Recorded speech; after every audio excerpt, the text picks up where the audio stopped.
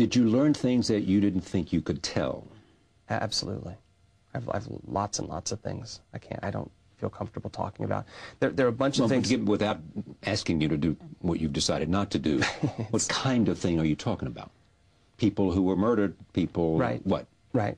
People who were murdered, types of operations, the way that lethal authority is issued out of the White House, how these things get executed out in the field, coup d'etat, information on this interest, the real special interest behind coup d'etat all over the globe.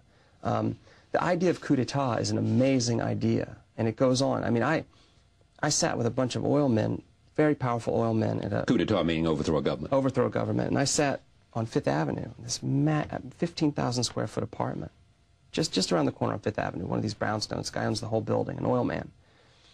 And he and his friends played a little game at this table where they made a guess. They said, next country to be overthrown for its energy assets. And they all started throwing out Sao Tome, Equatorial Guinea. And the one guy who was having the party, the richest one of them all, he cleared the table and he said, you're all wrong. I can tell you which one it is. It's Nigeria. It's already happening. It costs $50 million. And then, I'm not kidding, not very long after that, there was Chavez and that huge dust-up and all that stuff going on. And with the people in the streets, he had said at this dinner party, I said, what? First question, what's the money for? Well, I buy media. I buy stories, and I buy op-ed pieces, and I buy front-page stories, and then I buy mobs. I pay off mobs to show up in the street on demand. That's what I do. It's verbatim. I sat there. Bayer was there with me. I wrote it all down in my notebook. I'm like, are you kidding me? And I just thought maybe these guys are showing off. Maybe they're just being big guys. And then Venezuela goes haywire. I don't know if it's a direct connection, but it was deeply unsettling.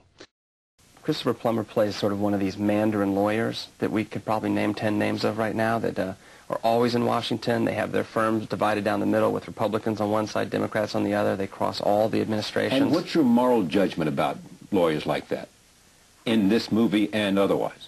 I try not to have a moral judgment on them. I think they're a fact of life, and they exercise a tremendous amount of power. And I heard stories that would curl your hair. Truly, you'd have curly hair. And it's just interesting, that these men can represent inside one law firm.